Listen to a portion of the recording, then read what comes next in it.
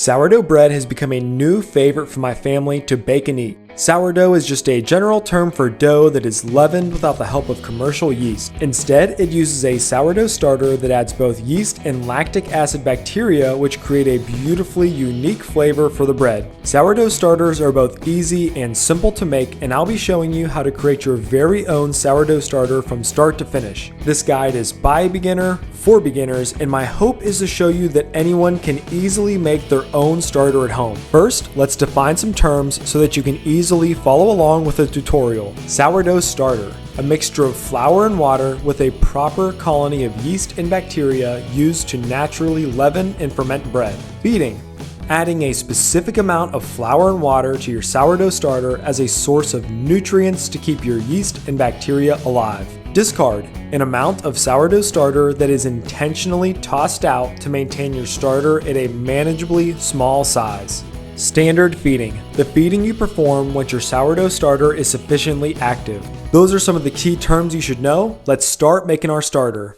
I will be making all of my measurements in grams, and I highly recommend you grab a food scale if you don't already have one. The only other item you need is a jar to raise your starter in. The only ingredients you'll need are unbleached flour and filtered water. I'm using bread flour, but you can use whole grain or rye flour as well. This process is spread out over 7 days and 7 feedings. The reason it takes so long to get your starter up and running is because natural yeasts and bacteria need time to multiply until their colony is large enough to be effective for leavening and fermenting bread. Before you start, make sure to weigh your jar and write it down somewhere safe.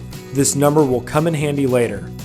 For day 1, all we're doing is adding 100 grams of flour and 100 grams of lukewarm water to our jar and mixing well. There is already yeast and bacteria in the flour and air. All we're doing is creating an environment for them to thrive in. The flour and water is their food source and home. Keep your starter in a relatively warm part of the house and let it sit until the next day. On day 2, after letting your starter sit for 24 hours, you can begin your first feeding.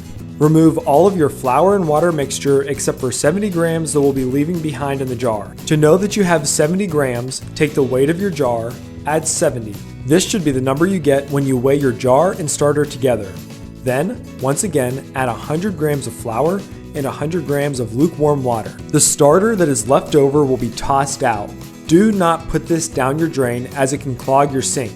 It's best to throw it in your compost or your trash. You will be repeating this exact process for day 3 through 7.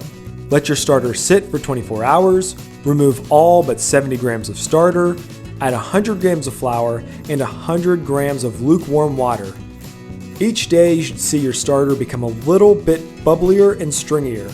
You should be able to smell a slightly sour aroma, but the smell should be mostly yeasty and bread-like. You should not be encountering rancid smells or mold growth on your starter. It's common to notice some crazy growth around day 3. My starter grew a ton on day 3 and 4, but not much on day 5 and 6. This is completely normal. Do not stop on day 3 just because you noticed growth. Make sure to keep going through day 7. Once you do this for 7 days, it's officially time to test your starter. After your 7th feeding, mark a line with a marker or rubber band where the top of your starter is. If your starter is fully active, it should double or triple in size by the next day. Once you've seen your starter at least double, you can perform the float test. Just add a spoonful of starter to a glass of water. If it floats, it's sufficiently active. If your starter doesn't double in size or float, it might just need a few more feedings. Perform your regular feedings each day until your starter is sufficiently active. Now that your starter is alive and well, you can use it to leaven and ferment your very own sourdough bread. Congratulations! You will still need to feed your starter every day, but you can drop your amount of starter down to 25 grams.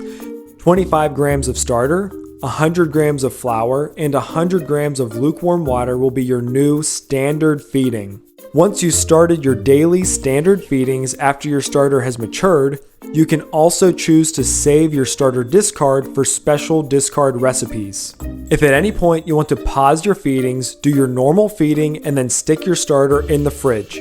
your starter is more resilient than you think and can survive quite a long time without being fed. If you ever forget to feed your starter, do a standard feeding and watch for it to come back to life. Just make sure it doubles in size and passes the float test prior to using it for baking. It is much harder to kill your starter than you think. Don't toss out your whole starter just because things are moving slowly or you skipped a couple of days.